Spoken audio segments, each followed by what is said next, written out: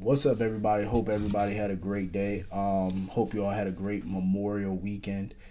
Um, Getting into this episode of GH. First of all,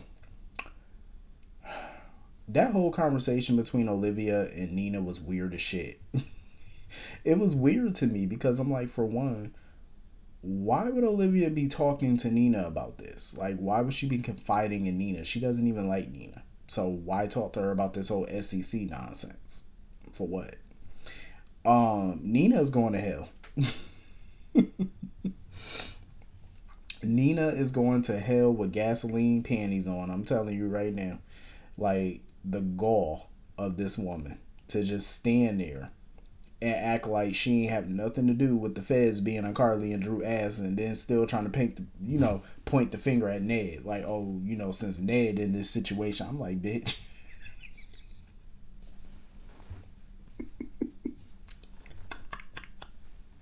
Nina ain't shit. And Nina was sitting there planting them seeds in Olivia head about Carly and Drew turning on each other, and she was manipulating the shit out of Olivia, and Olivia was falling for it hook, line, and sinker. I'm like, Olivia, come on now. You're confiding in somebody that you hate, number one. Number two, you lapping up her bullshit. Like, she couldn't wait to make a beeline to Robert's table, and Robert was just annoyed and over it at that point. Um, I don't blame him for not confirming anything, like by saying, by verbally confirming. He was subtle about it. Shit, he got up and left. That should tell y'all answer.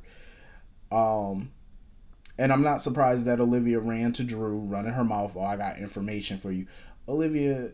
Go sit down somewhere. Go sit down. And go make some ziti or something. Go make an Italian dish. Cause I mean that's the best you can do. Cause you're a shrew of a wife. Go sit down.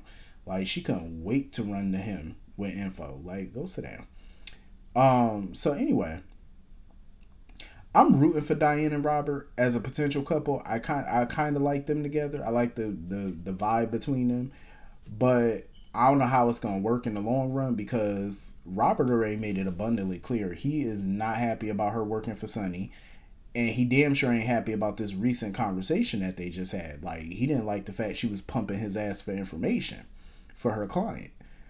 I could see the look on his face, like he was seemed a little disappointed by that. Like, I don't know. I feel like they're just gonna constantly have conflict based off him being the DA and who her client is. I think it's just gonna it's gonna be hard to separate the business from their relationship. It's gonna be hard to do. Um, so they're gonna have to find some type of middle ground to it. I don't see how that's gonna work, but more power to them. Um, so anyway, moving on from that. Trina don't need to be moving in with no Jocelyn. First of all, who the hell does Jocelyn think she is offering up the house? Oh, you can come stay with us. I'm like, did you talk to your mama about that first? Like, you just offering shelter to folks. I mean, I don't really think Carly gonna mind, but I mean, with everything Carly got going on, it's like, is she really up for company for house guests? I'm just saying. It would be polite and nice to just ask, you know. Um, Jocelyn is being very dismissive of the whole Spencer versus Dex situation. Like, she tried to really be dismissive of it when Trina brought it up.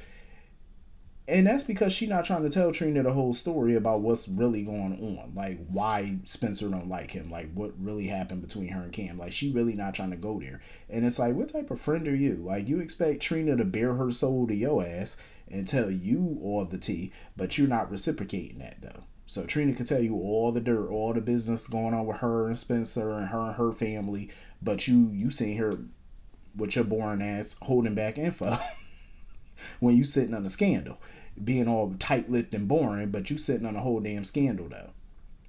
Come on now. If you're gonna be a friend, let it be a two-way street. She done told you all her scandal and her business that's going on with Spencer and her fam. You need to do the same. Don't just give out bits and pieces. Um, but yeah, I totally get, Trina's a little nervous about those DNA results. Shit, I would be too. But it shouldn't change anything. I mean, it will change the dynamic a little bit, but it shouldn't. Um, Her dad is her dad. Curtis is, gonna be her bio father, but, it shouldn't change too much. Taggart is still her father in every way that counts. Um, Now that Aunt Stella is gonna be up at the house or whatever, my thing is I do not want to see her meddling in grown folk marriage because I know how Aunt Stella can be. She don't know when to back the fuck up. I'm like, Stella, let them do them. Let Curtis and Portia figure it out. I don't want to see her every 5 seconds all up in their face. Oh, Portia, you got to take him back. Oh, yeah, I got to fix it. No, let it go. You said your piece when you came through the door. That family is everything, and you glad to see that they trying to work it out or whatever. You should leave it at that. Don't try to meddle. I know Portia is gonna lose her shit because when she find out that Trina's not coming back home and she gonna be staying with Carly and all them, she gonna be very disappointed.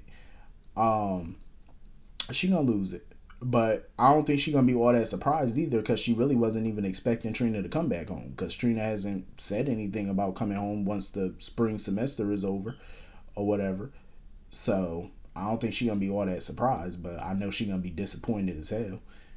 Um, I ain't mad at Marshall for being up in there making some gumbo because I love me some gumbo. I'm like, Marshall, you need to save me a bowl.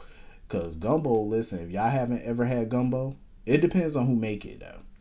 But gumbo is really the shit. It's the bee's knees. I'm gonna tell you that right now. Get you some gumbo.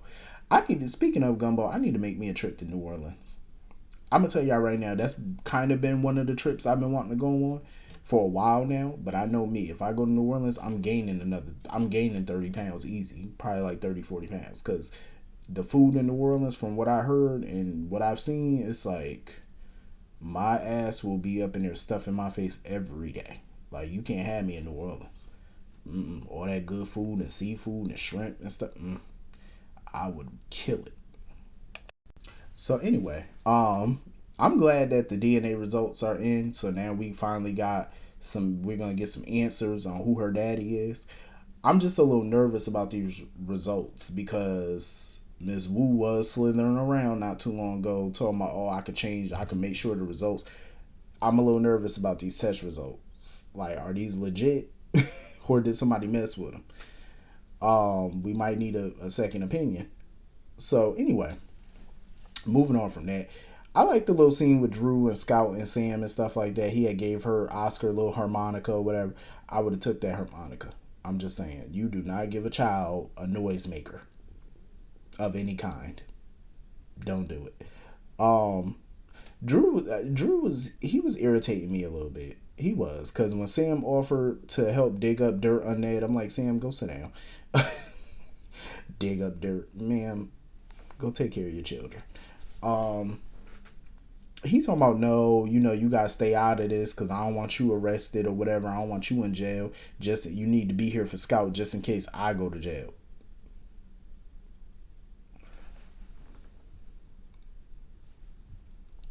Riddle me this.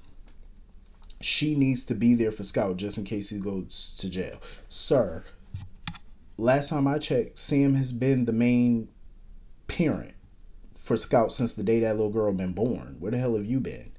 Other than being held captive by Victor. Every time I see Sam, she's with Scout.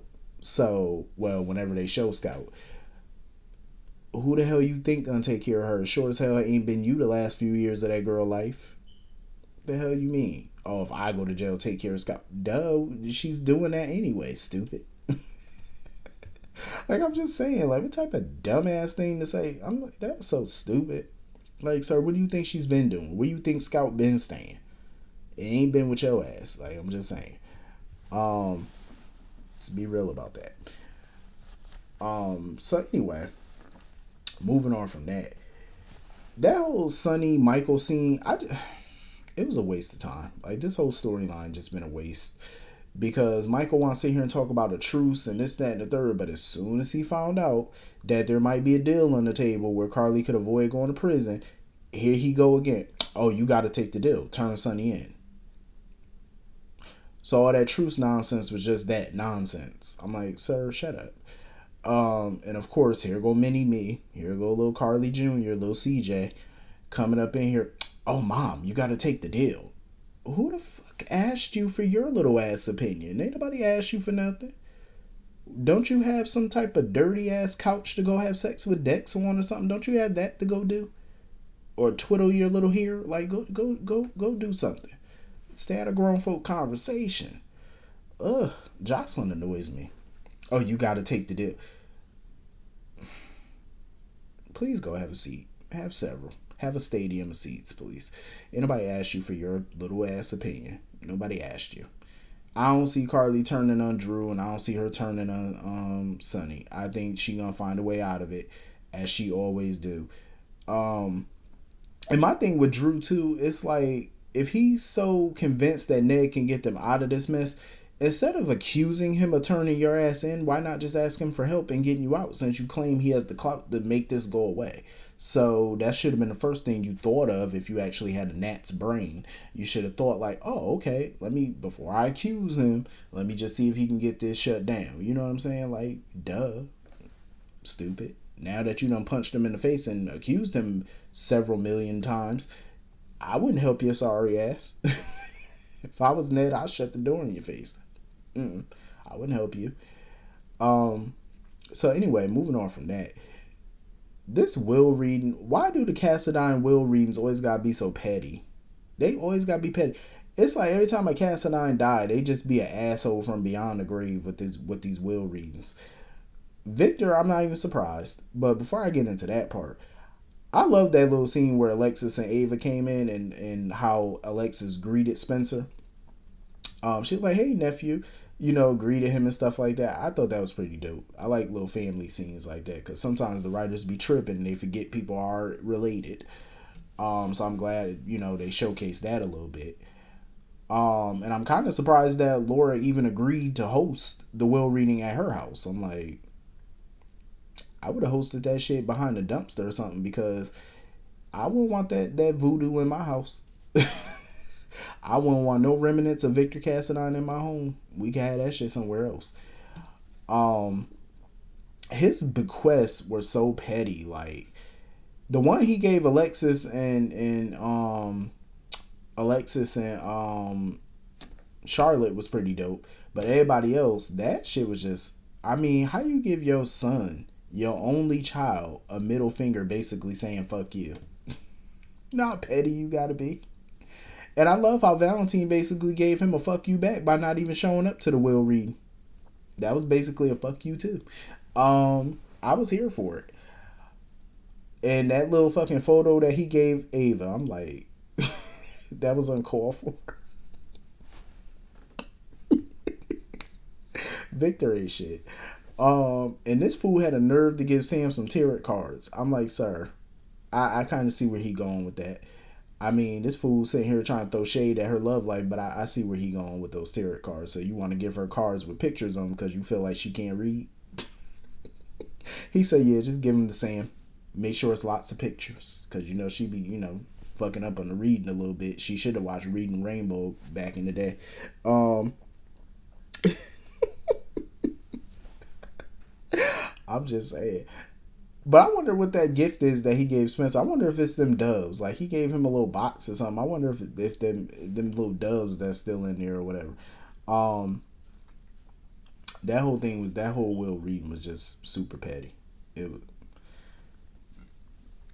it was just all out and out disrespectful, in my honest opinion. Like Victor really ain't shit. But anyway, I think that's pretty much everything in this episode. Hit the comment section, let me know what you all thought, and I will see you all later. Peace.